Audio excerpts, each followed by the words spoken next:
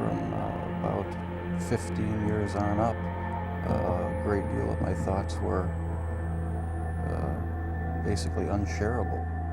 We are all evil in some form or another. Yes, I am not 100%, but I am evil. My mother was a sick, angry, hungry, and very sad woman. I hated her, but I wanted to love my mother. This is Serial Killing, a podcast. Hello and welcome to Serial Killing, a podcast, where we also veer off the serial killer path to delve into other topics within our beloved true crime community. Special thanks to some of my patrons, as always. Janice, Pixie, Rachel, Whitney, Maya, Alethea, Elena, Katoras, Catherine, Sam, Linda, Katerina, Teresa, Sophie, Nanette, my dear two Emmas, Emily, Galen, Bree, David, John, and my spicy girl, Judy. Thank you so much. You are truly appreciated. And for anyone else, please feel free to join my patrons so that I can bring you more of what you crave. Also, like, share, and subscribe. It just might help our little community grow. In this week's podcast, we're going to be talking about incels. Now, for those that aren't familiar with that term, an incel is a member of an online subculture of people who define themselves as unable to get a romantic or sexual partner despite desiring one. In various incel forums, they are characterized by resentment and hatred, misogyny, misanthropy, self-pity, self-loathing, racism, a sense of entitlement to sex, and the endorsement of violence against women as well as sexually active people. Urban Dictionary defines incel as, quote, involuntarily celibate, someone who is celibate but doesn't want to be, end quote. And choosing celibacy is a valid choice, no judgments here, but I think most of us don't actively choose to be celibate. The difference between the vast majority of the population who want to have a sexual encounter or partner but not finding that, and an incel, is that incels seem to have a sense of entitlement, whereas the rest of us just deal with it, so to speak. But their sense of entitlement can grow into a very dangerous obsession. In fact, according to an article from The New Yorker, quote, incels aren't really looking for sex. They're looking for absolute male supremacy, end quote. So let's talk about a case of an incel that you might have heard about in the news. When I decided to cover this, immediately the first person that came to mind was Elliot Roger. Elliot Oliver Robertson Roger was born on July 24th, 1991 in London, England. His father is British filmmaker and photographer Peter Roger. Peter is internationally known and has won several awards over his career. He was even the assistant director of the 2012 movie Hunger Games, to give you an idea. Peter's father and Elliot's grandfather, George, was himself a world-famous photojournalist. He was most well known for his work in Africa, as well as photographing mass deaths at a concentration camp at the end of World War II. So Elliot's paternal side is something to be respected. His mother is Lee Chin Roger, born in Malaysia and was a nurse. In fact, she had been a unit nurse on the set of the movie Indiana Jones and the Last Crusade.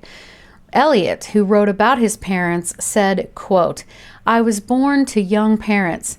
My father, Peter Roger, was only 26 when he impregnated my mother, Chin, who was 30.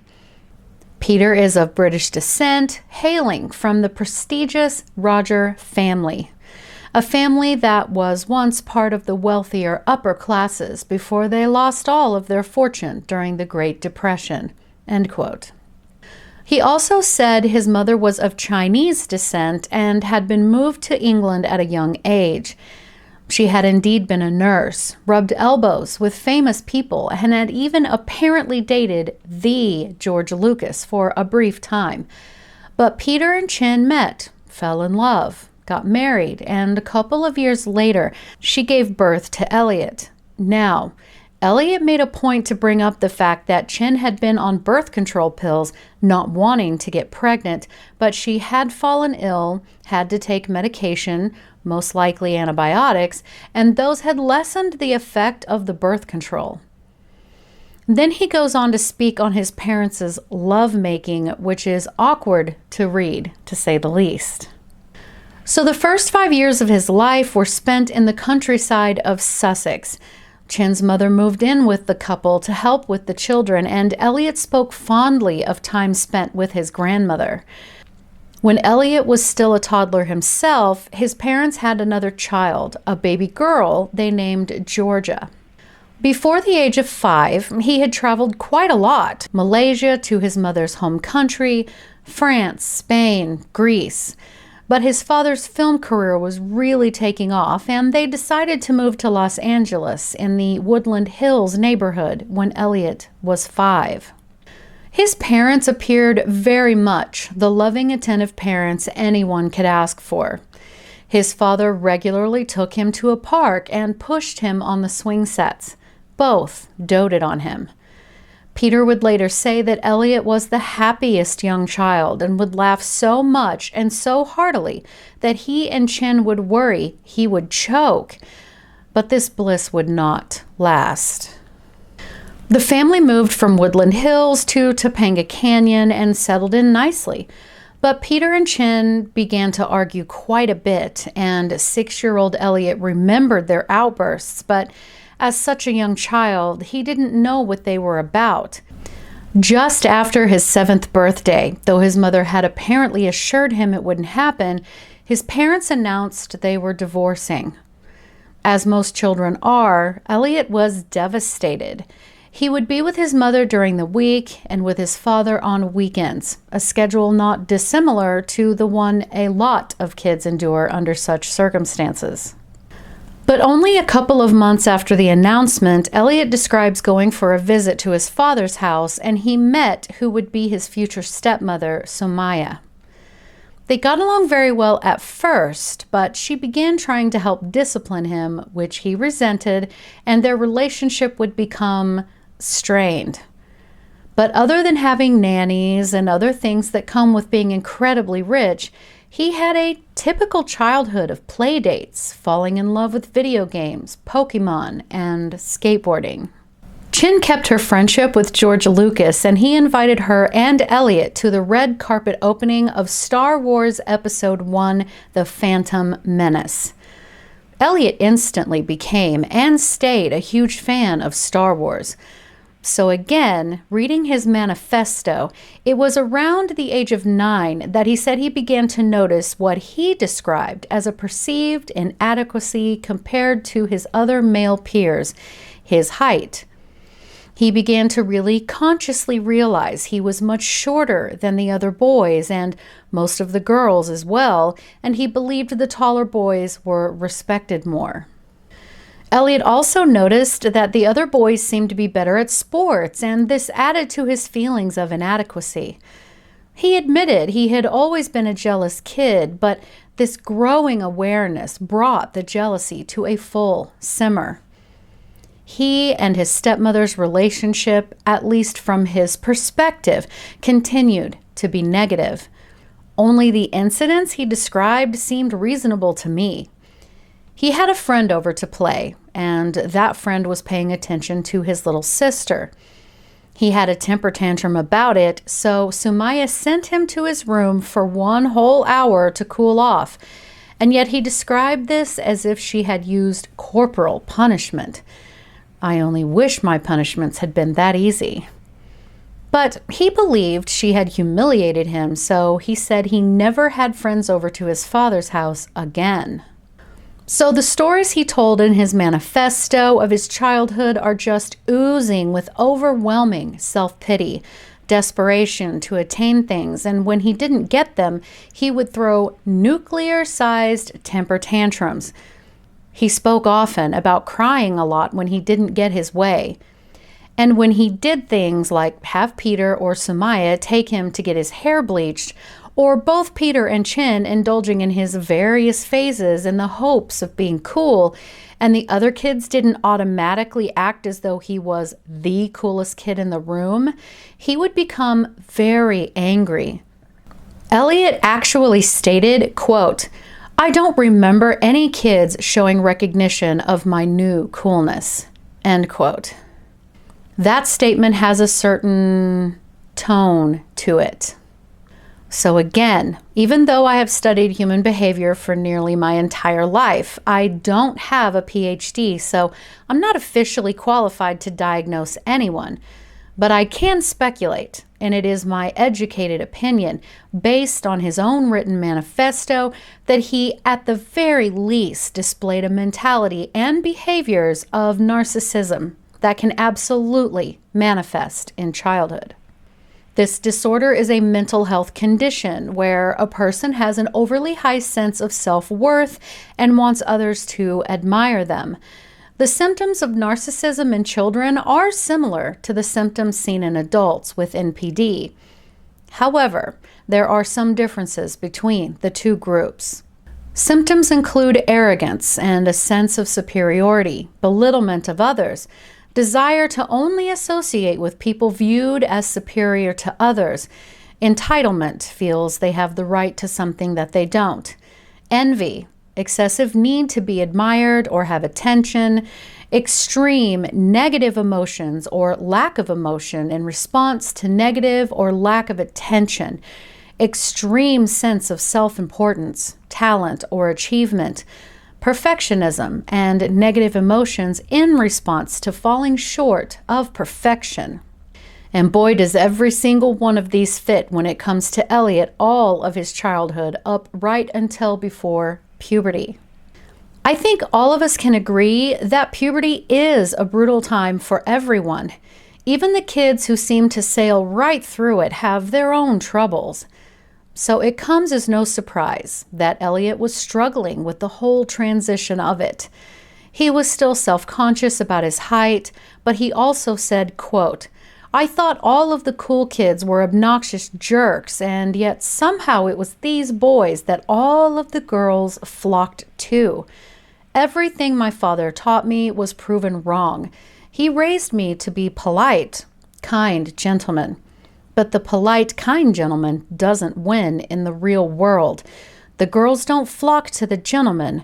They flock to the alpha male," end quote. Here we see the beginning thoughts of what will eventually develop into an incel. Elliot, when speaking of the years just before high school, would refer to people by their race in what I would interpret as a negative way. He would also say things like, quote, "Alfred, a half-black boy whom I would have a semi-friendship with throughout the years, was intensely disliked by everyone, mainly because he was ugly," end quote. And just in the next paragraph, he spoke about how his mother and grandmother, quote, "always knew what I liked and went out of her way to get it for me just to put a smile on my face," end quote.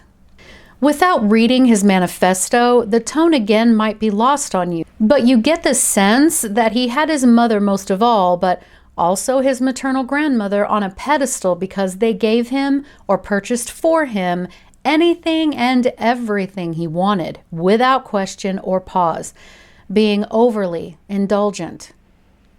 You get the sense that he felt they all but worshipped him. And of course, I'll link his manifesto in the information below. Elliot speaks about how, at the age of 13, his social life was completely over. His mother was forced to move into an apartment, much to Elliot's disgust, because he thought everyone might think him poor. He indicated that having any acquaintances over to that apartment would be so humiliating that he forgo continuing friendships. This was the beginning of what he would continue to call his social void. He was still the shy, quiet kid, and during puberty, he spent nearly all of his free time immersed in the PC game World of Warcraft. Then the kids teased him and called him the weird kid, so he coped by further isolating himself within video games. And then Peter and Samaya had a baby boy together they named Jazz. Elliot would indicate in his writings that he was happy about the baby, but he wrote that he was so terrified of teenage girls that he begged his father to enroll him into a private, all-boys Catholic school, and his father obliged him. Only he was bullied fairly badly. He just took it, too terrified to stand up for himself. He must have mentioned some of the bullying to his parents because they took him out of that school and enrolled him at Taft, a public school that was much larger, and there would be girls there. Elliot explained that he was absolutely terrified, and he had some right to be. He was also horribly bullied there as well, because at now 15 years old, he was physically smaller than most of the other male students, and due to his overwhelming shyness, the girls didn't seem to take any notice of him. He said, quote, "I was completely and utterly alone. No one knew me or extended a hand to help me. I was an innocent, scared little boy trapped in a jungle full of malicious predators, and I was shown no mercy." End quote. Needless to say, his parents took him out of Taft and enrolled him in a continuation high school, which are quite small, and the kids are only required to be there for a few hours a day, and then they can complete their work at home. Elliot thought this would be perfect, and for the most part it was at least acceptable. It gave him even more time to withdraw and spend as much time as he possibly could playing World of Warcraft. Only Samaya wasn't having it. She tried desperately to limit his game time and assigned him small chores to do around the house to try to teach him some responsibility. He absolutely loathed doing any kind of domestic work, stating that's what the nanny was for.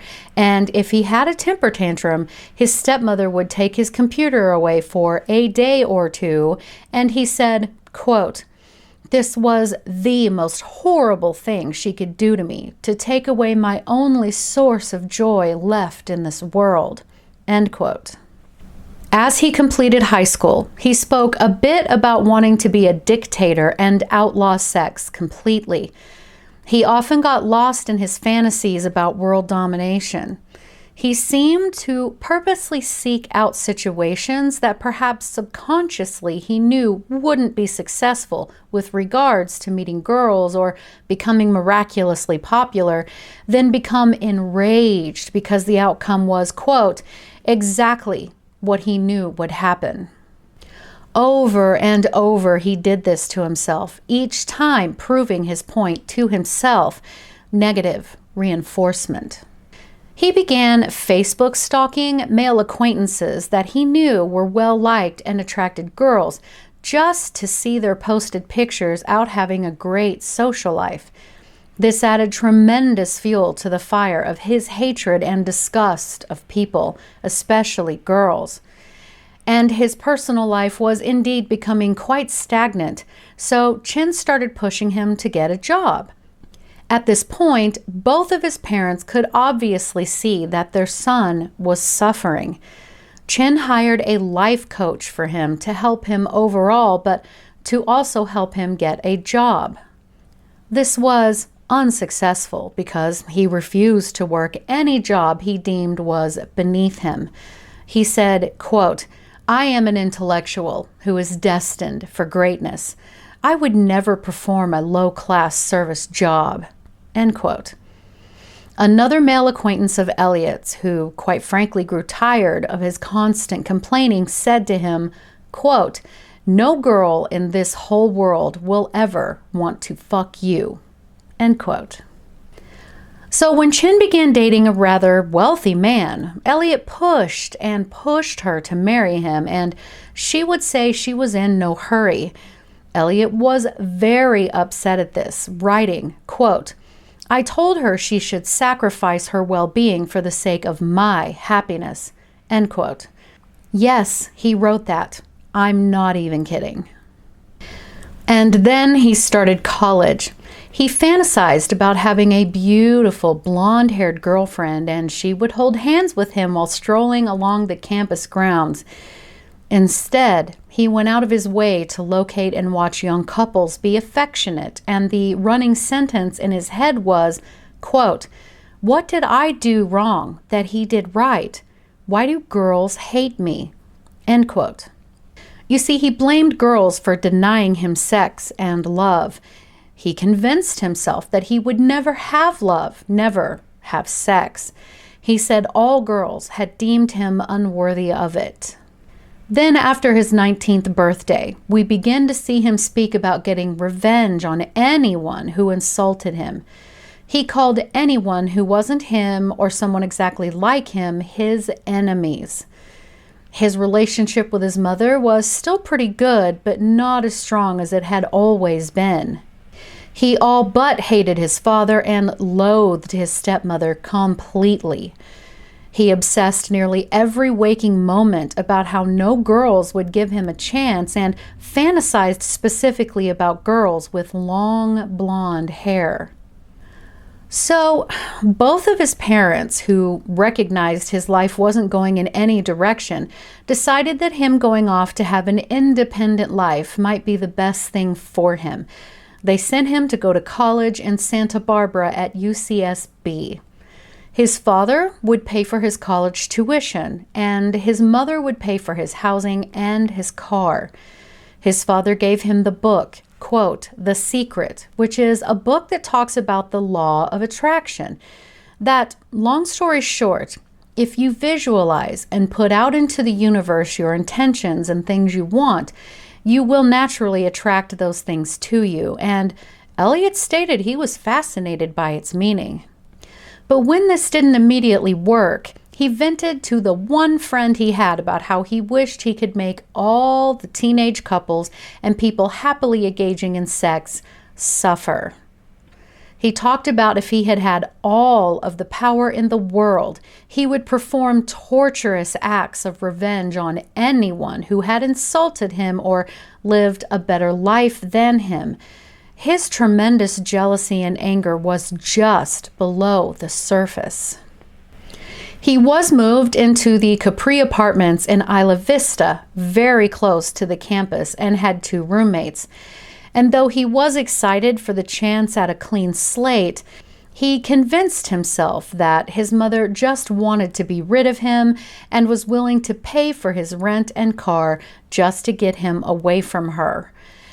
And he took this opportunity to think of it as him giving the world one last chance to give him the life he felt entitled to. And if this move and college didn't change things, quote, "I will have my vengeance," end quote. One of his first weeks there, a friend of one of his roommates came over, and as the boys began to chat, Elliott asked him if they were virgins. The boy that was invited over said that he had lost his virginity at the tender age of 13 to a blonde white girl. Elliott wrote, quote, "How could an inferior, ugly black boy be able to get a white girl and not me? I am beautiful. I am half white myself. I am descended from British aristocracy. He is descended from slaves. I deserve it more," end quote. So we see here that Elliott was a racist, and if not fully racist, he at least had racist attitudes, and he didn't exclude any people that weren't what he deemed white. This wasn't the first time he brought race into his angry thoughts about what he felt he deserved, and his elitist attitude didn't help matters either.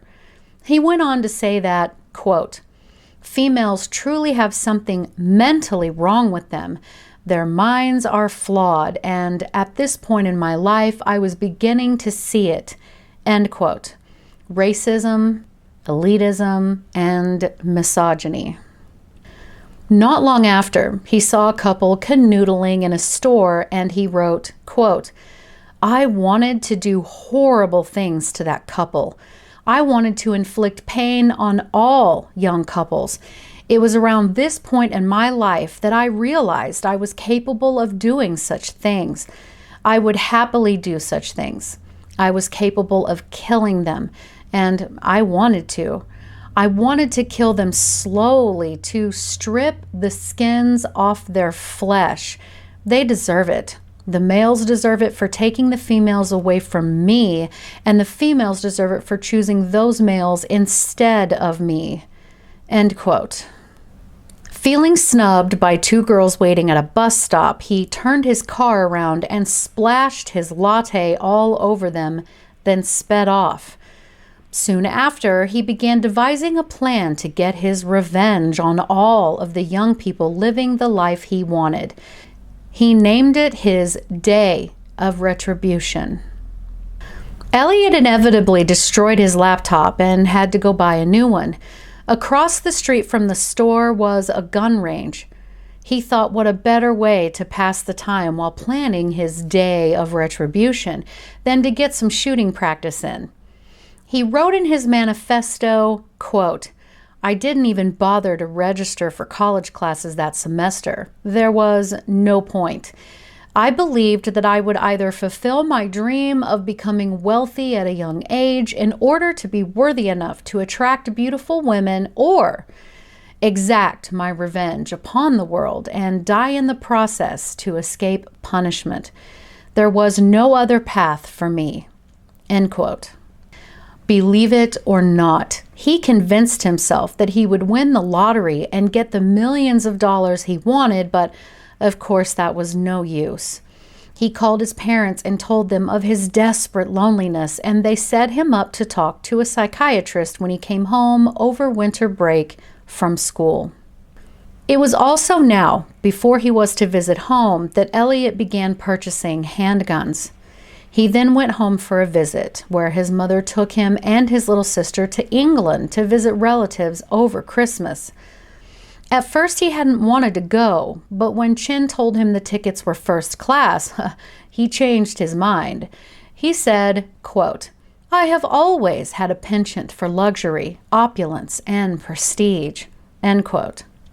Once the vacation was over, he went back to his room in Isla Vista and brooded. He convinced himself that he hated and raged against all women, that their very existence was the cause of all of his inner torment, including the women who cared over him in his childhood. He began filming himself talking about his woes and uploading them to YouTube. Here are some clips.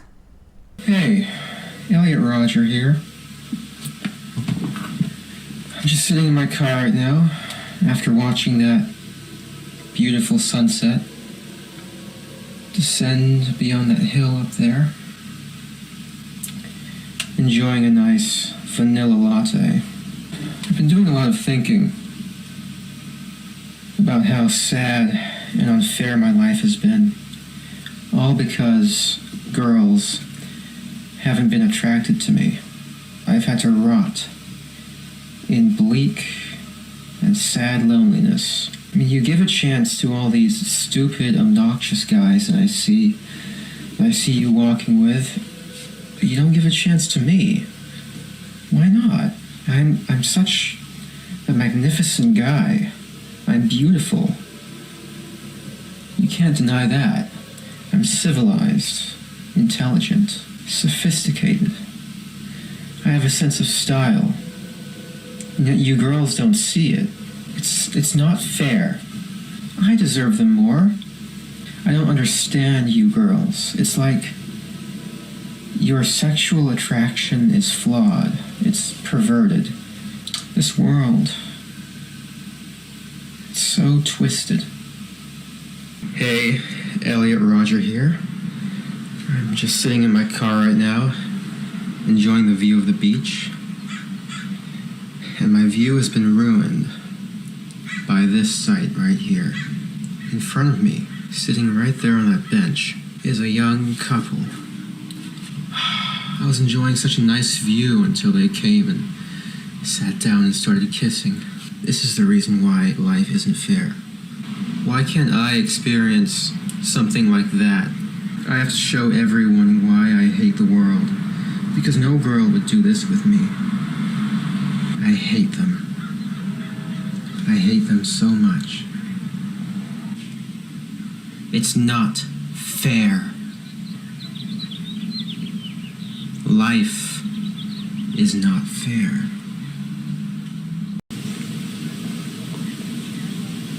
Hey, Elliot Roger here. I'm up in the hills in Montecito right now. It's truly a beautiful day. But, as I've always said, a beautiful environment is the darkest hell if you have to experience it all alone. And sadly, I've been alone for a very long time. And my problem is girls. I don't know why you girls are so repulsed by me. I dress nice. I'm sophisticated. I'm magnificent. I have a nice car, a BMW. I'm polite. I'm the ultimate gentleman. Look at how fabulous I look. And yet, you girls, you never give me a chance. And that's just such an injustice because I'm so magnificent. I deserve girls much more than all those slobs I see at my college who are somehow able to walk around with beautiful girls. I mean, look at me. I'm gorgeous. But you girls don't see it. I should be the one with the girls. But you never give me a chance. It's such an injustice. I don't know why you girls hate me so much. I've always wished I could ask you this, and this is my way of asking you this. This is the only way I can ask you. Hey, Elliot Roger here. Right now I'm just taking a walk through the park in this really nice, secluded area. I'm just contemplating about my life and how unfair it's been lately. Ever since I started desiring girls, but they never desired me back. Life has been a living hell since then. Right now it's spring break. Everyone else my age is out having fun with their friends and their girlfriends. Here I am, taking lonely walks through a park. During the spring of 2013, he stumbled upon a website which was a forum full of men who are, quote, starved for sex, as he put it. He stated it was very depressing, but he also found it quite insightful. It did nothing but reiterate his feeling that the world is cruel and bleak due to the evilness of women. He had decided women needed to be punished. He made the decision to exact his day of retribution in Isla Vista because on weekend nights, the streets were usually always flooded with young couples. But alas, he convinced himself that if just one attractive woman had shown some level of attraction to him, the day of retribution wouldn't have to happen. He decided he would kill every single person in Isla Vista and then himself before the police could get to him. The psychiatrist that his parents had him see prescribed him risperidone, which is commonly prescribed to people to treat bipolar disorder, schizophrenia, or irritability associated with autistic disorder. It is an antipsychotic primarily. He flat out refused to take the medication. And then, when Sumaya began bragging that his little brother, Jazz, had already signed with a talent agent to be in commercials, Elliot became jealous. She boasted that by the time Jazz was Elliot's age, he would be a successful actor. It was at this very moment that he decided that he would also kill Jazz on his day of retribution because he would, quote, not allow the boy to surpass me at everything, to live the life I've always wanted, end quote. And killing Jazz meant killing Sumaya as well, and he felt that would be easy enough. But not long after he had posted all of those videos to YouTube, the police came knocking on his door. He answered, worried someone had figured out his plan. He discovered that his mother had been told about his videos, watched them, and called for help to be sent to her young son. Unfortunately, he was able to talk to them in a way that they felt he was no threat, and they left without searching his room. Some of his final words in his manifesto, which are a bit triggering, are this, quote, "The ultimate evil behind sexuality is the human female. They are the main instigators of sex. They control which men get it and which men don't. Women are flawed creatures, and my mistreatment at their hands has made me realize this sad truth. There is something very twisted and wrong with the way their brains are wired. They think like beasts, and in truth, they are beasts. Women are incapable of having morals or thinking rationally.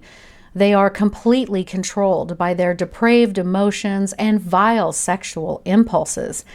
Because of this, the men who do get to experience the pleasures of sex and the privilege of breeding are the men who women are sexually attracted to, the stupid, degenerate, obnoxious men.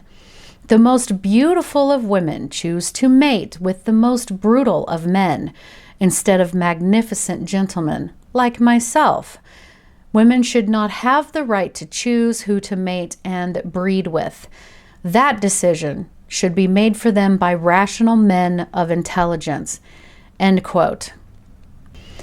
Now he keeps going and it gets much worse, but quite frankly, I just can't read any more of that repugnant bullshit after reading that entire nauseating manifesto to begin with. Again, if you want to read it for yourself, I've linked it down in the notes. So during the evening of May 23rd, 2014, Elliot attacked and killed 3 men, 2 of them his college roommates, and the other was just a visitor, by stabbing them to death. In fact, he stabbed one 15 times, another 25 times, and the last a total of 94 times. Can you imagine the anger and rage it takes to stab a man 97 times? He then left, drove to Starbucks, and ordered a triple vanilla latte. Around 8:30 p.m., Elliot was seen sitting in his car in the parking lot of his apartment building. Hi, Elliot Roger here. Well, this is my last video. It all has to come to this. Tomorrow is the day of retribution.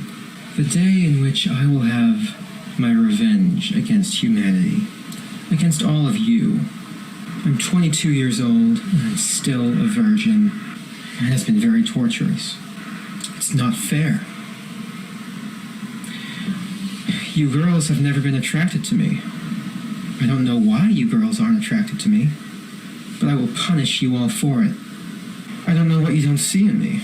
I'm the perfect guy, and yet you throw yourselves at all these obnoxious men instead of me, the supreme gentleman. I will punish all of you for it. You will finally see that I am, in truth, the superior one, the true alpha male.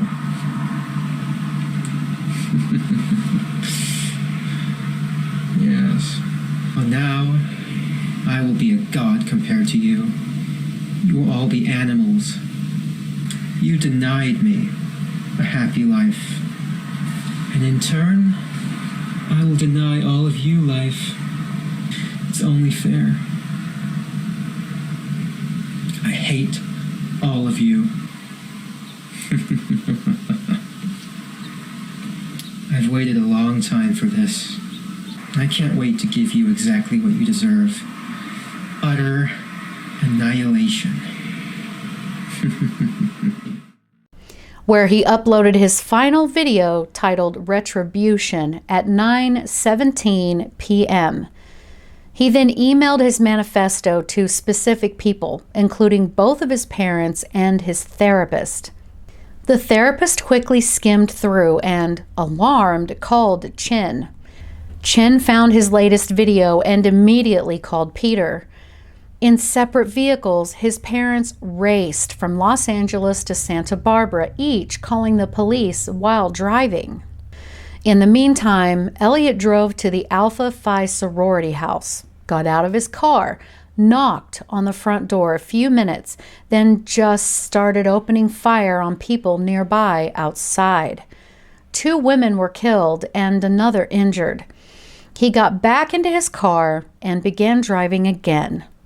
He shot a gun into an unoccupied coffee shop and also into a deli. Inside the deli, a man was struck several times and died. Elliot turned onto another street, crossed to the wrong side of the road, running over someone walking while also shooting at 2 people on the sidewalk. Luckily, he missed them. He shot a woman on a bicycle and a young couple walking out of a pizza place. He then turned onto another street, shot at another woman, but thankfully missed, made a U-turn in the middle of the street, and at this point, a sheriff's deputy was on his trail. He shot at the policeman and struck 2 more pedestrians. He turned down yet another street where he shot and injured 3 more people, then ran over with his car a skateboarder and 2 cyclists. Another turn and another cyclist ran over by his car. Then Elliot shot 2 other men. At the next turn, he found himself under gunfire by 3 sheriff's deputies, and he took a bullet to the hip. The police began chasing him as he sped off. He hit yet another person on a bicycle, then crashed his car on the sidewalk near an intersection. He was stuck at that point, so he took his guns and ended his own life. At 9:35 p.m., he was found dead in his car, less than 20 minutes from his upload to YouTube until he was gone. They found in his car with him 3 pistols, knives, 6 empty 10-round magazines, and 548 rounds of unused ammunition.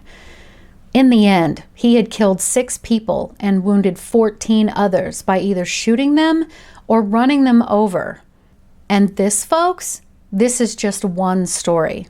There are so many others who have murdered in the United States, suspected ones in the UK, Canada, and who knows how many others that haven't hit the headlines who call themselves incels. You might think that, while this is serious, it's not a problem to the level of needing intervention. Well, the U.S. Secret Service disagrees. A new report from the U.S. Secret Service described a rising threat from men who identify as incels. The report itself was prepared by the National Threat Assessment Center and highlights behavioral threat themes identified in years of research examining targeted violence. Themes, of course, include concerning and threatening communications, concerning online content, chronic and acute stressors, elicited concern in others, interpersonal difficulties, history of being bullied, financial instability, failed life aspirations, and lack of consequences. The actual study goes on to say, quote, "It is further important to note that misogynistic violence is not restricted to high-profile incidents of mass violence. Misogyny frequently appears in more prevalent acts of violence, including stalking and domestic abuse. No matter the context, responding to the threat posed by these beliefs requires collaboration across multiple community systems, including law enforcement, courts, mental health providers, and domestic violence and hate crime advocacy groups." End quote. And what really pushed me to cover this was, 1, I had been wanting to cover Elliot for a long time, and 2, I am a TikTok user. For those of you who also use this social media platform will understand exactly what I'm about to say. That platform has all of a sudden seemed to have given everyone a voice that perhaps they hadn't felt they had before, and the discussion of women and how terrified they are of all men is a running theme on my For You page. Most all men post about how horrible other men are for the misogynistic things that are said by other men on that app, which is quite appalling if you've seen some of it. I will say it right now. Most men are well-meaning, good humans. I'm actually a big supporter of the Men Too movement. Let's all keep in mind Mr. Johnny Depp, okay? Middle-aged men are not the enemy they've been made out to be for the last handful of years. So, what do we do? What's the solution? How do we cope with and handle these incels? Many are probably telling me now that early intervention is the best prevention. I would agree. But in Elliott's case, it has come out that he had been in and out of serious therapy since he was 8 years old. Bullies terrorized him during most of his youth. He became increasingly isolated, and after turning 18, he began to refuse mental health treatment, and we know he refused to take any medications. I don't blame his parents. They did overindulge him, but what good parent doesn't want to a degree? Most of us know you can't do that to children, but to see the joy on their faces when they get something they really wanted is rewarding for the parents as well. It was also said that after his parents divorced and the normal child support had been set, Chin had petitioned the court to raise the child support amount due to care complications of Elliott's autism. Some sources said that Elliott was diagnosed with PDD-NOS, which stands for Pervasive Development Disorder Not Otherwise Specified. It is now known as Atypical Autism, autistic tendencies or traits in people. I have that. Symptoms of atypical autism, according to verywellhealth.com, vary, but are atypical or inappropriate social behavior, difficulty with fine or large motor skills, visual or spatial organization or cognitive skills, delays in speech or language comprehension, difficulty with transitions, which Elliott displayed, deficits in nonverbal and or verbal communication, which he also displayed, increased or decreased sensitivities to taste, sight, sound, smell, and or touch, repetitive or ritualistic behaviors. Now, I cannot prove that he was definitively diagnosed with atypical autism. Watching him speak in his videos and reading his own words makes me think it might be correct, though. He definitely displayed serious narcissistic behaviors as well. So, what's to be done? Since Elliott's parents were both very much involved in his life, both were loving and spent time with him, took him on vacations, tried to get him the help and therapy he needed, I cannot put any blame on them. I just can't. Kids do not come with a book, but I think they did better than most parents, and especially with their co-parenting. I also think that the bullying situation needs serious fucking addressing. Back in my day, bullies were to be endured to a degree, but if it went too far and they put their hands on you, well, you could throw hands back. Put them in their place. Now that I am older, I feel that some of the bullying is learned behavior from circumstances within their own homes. I also think some of it is that parents just don't seem to hold their kids accountable and show consistency in their discipline. But who knows? I don't. What could have prevented Elliott's rampage? Getting him laid? I doubt it. His parents having him change schools due to the bullying and his overall unhappiness didn't work. Escaping into the fantasy world of video games didn't work. So I ask this of my beloved murder family. Open dialogue here. What do you think should be done? More gun control is off the table. As you and I both know, there's a whole other argument. And he used knives and his car. But outside of that, what could have been done? What are some possible answers? Please leave me a comment if you are watching. Send me a DM on Instagram at serial_killing or email me at serialkillinginstagram@gmail.com. There are several ways to contact me. I implore you, tell me what you think could be done. I'll share your thoughts and questions in a YouTube Live when I get them gathered. How about that? Thanks so much for listening, guys, and have a great day.